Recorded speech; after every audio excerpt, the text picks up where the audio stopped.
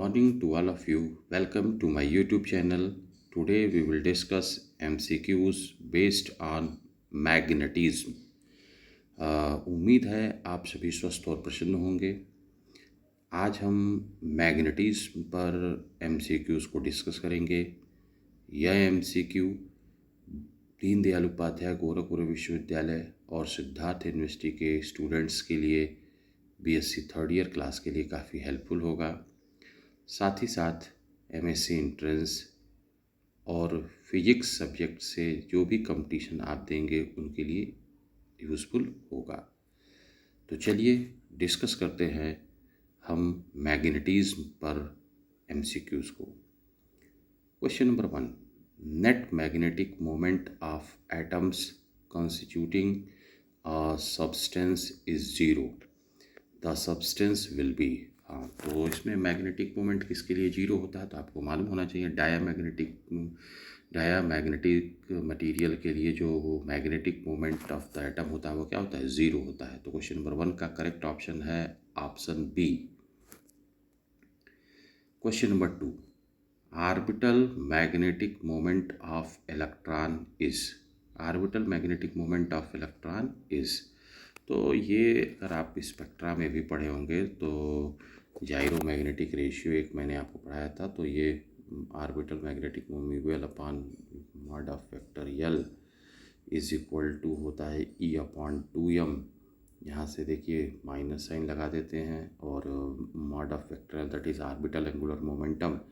तो यहाँ से आप लिखें तो आप लिख सकते हैं केवल mu L is equal to -E/2m और मॉड ऑफ वेक्टोरियल क्या होता है, MVR।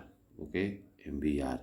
तो इस तरह से -E/2m इंटू MVR, ये आपका है क्वेश्चन नंबर 2 का करेक्ट ऑप्शन है option A.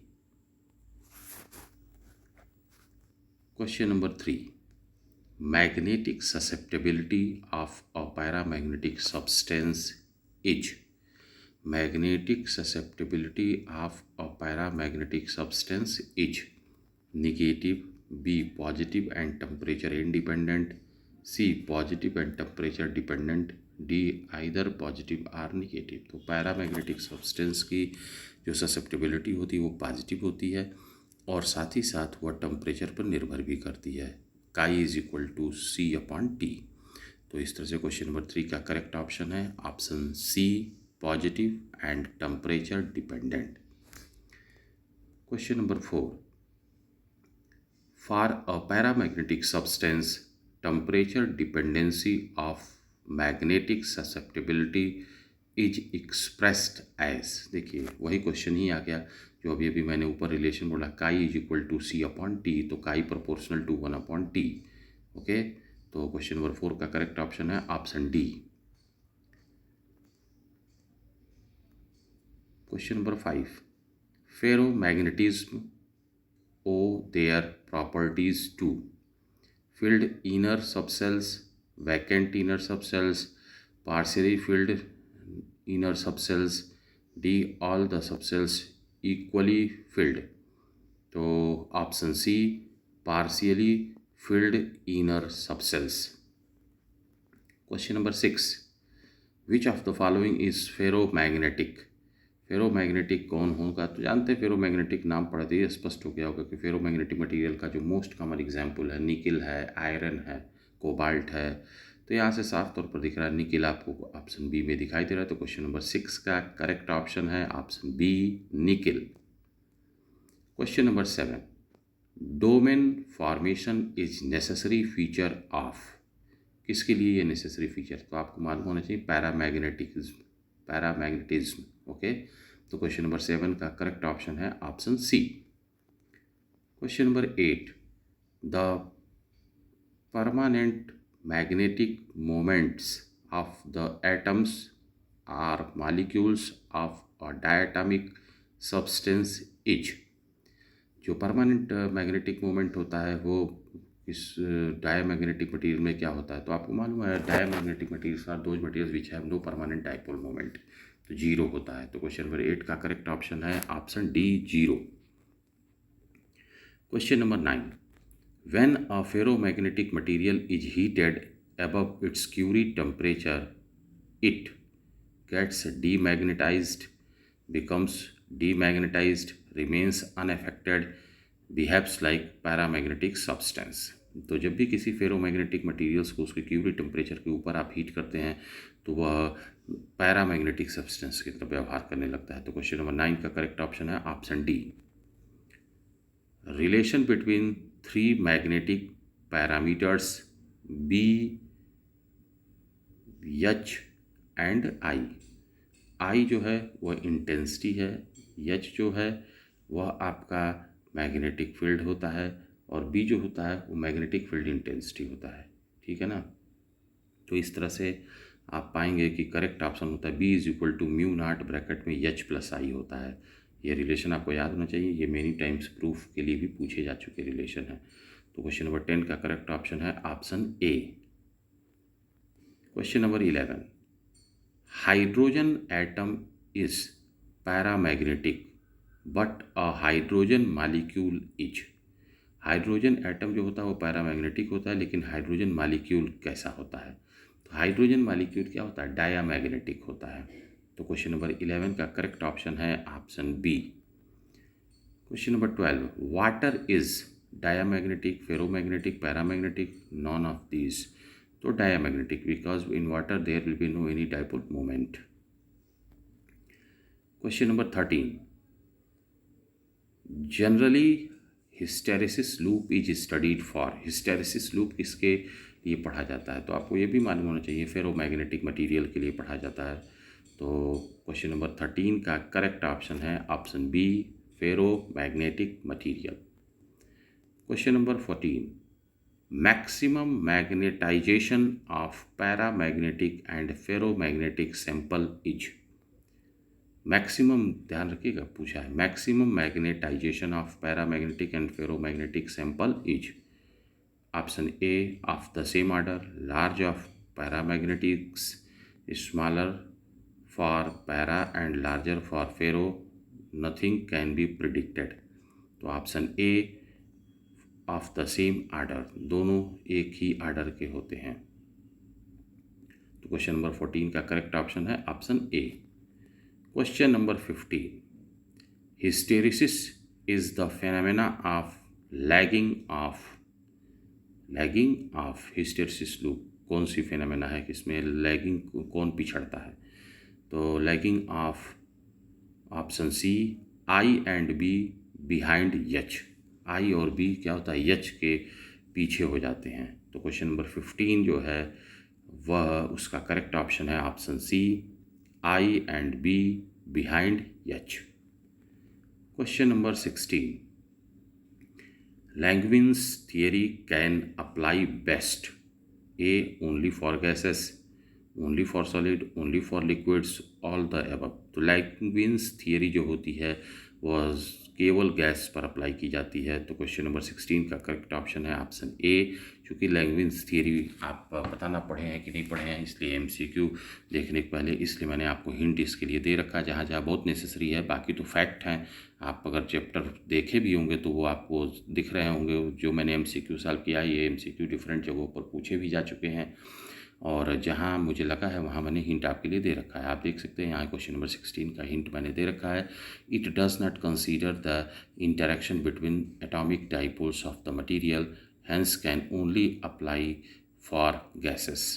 okay, question number 17, Langevins function LA approaches unity for lower field and lower temperature, lower field and at higher low temperature, only larger field, higher temperature only. तो question number 17 का correct option है option B, larger field and at low temperature.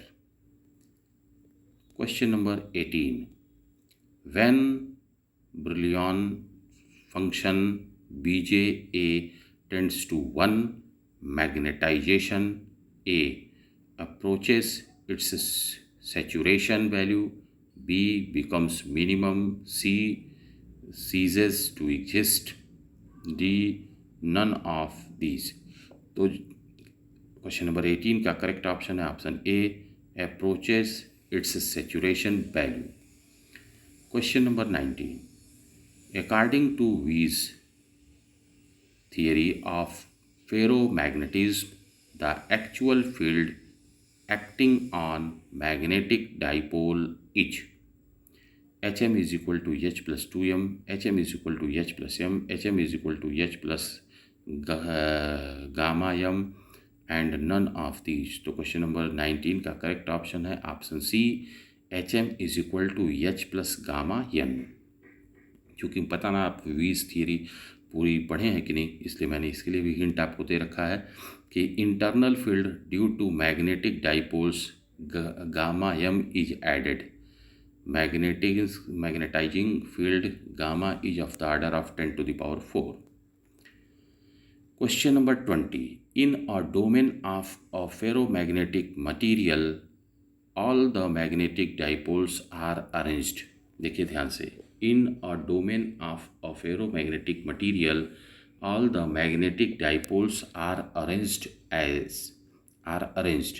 a parallel to each other, b randomly, c half in one direction and half in opposite direction, d nothing can be said। तो आप जानते हैं ferromagnetic materials में जो dipoles होते हैं वो एक ही दिशा में क्या होते हैं, ओरिएंटेड होते हैं, तभी तो वो मैग्नेटिक प्रॉपर्टी को ठीक से शो करता है। तो क्वेश्चन नंबर 20 का करेक्ट ऑप्शन है option A, parallel to each other. Question number 21, even in absence of external magnetic field the magnetization in domain has its minimum value, B saturation value, C zero value, D none of these.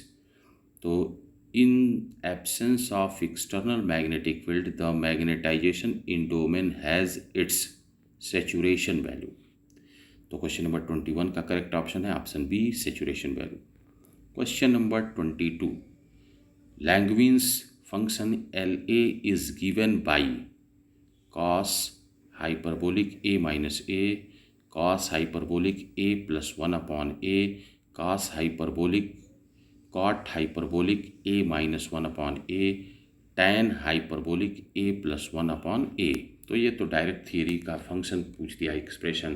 तो लैंगविन्स function L ए जो होता है वह बराबर होता है cot hyperbolic A minus 1 upon A. Means question number 22 का correct option है option C.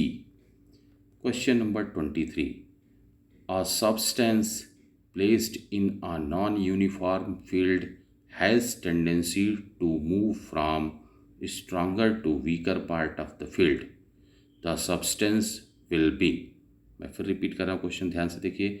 a substance placed in a non uniform field has tendency to move from strong to weaker part of the field, the substance will be। तो आपको मालूम होगा strong to weaker part की ओर वही जाएगा जो magnetic fields में प्रभावित कम होगा, दैट इज डायामैग्नेटिक। तो क्वेश्चन नंबर 23 का करेक्ट ऑप्शन है ऑप्शन ए, डायामैग्नेटिक।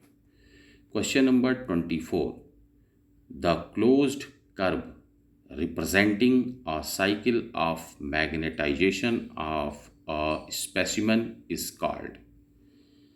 तो अब स्पेसिमेन के, तो इसमें तो आपको मालूम है कि हिस्टेरिसिस लूप होता है। तो क्वेश्चन नंबर 24 का करेक्ट ऑप्शन है ऑप्शन सी, क्योंकि ये मोस्ट कॉमन क्वेश्चन है। Question number 25, the degree to which the magnetic field can penetrate a medium is known as. A degree to which the magnetic field can penetrate a medium is known as.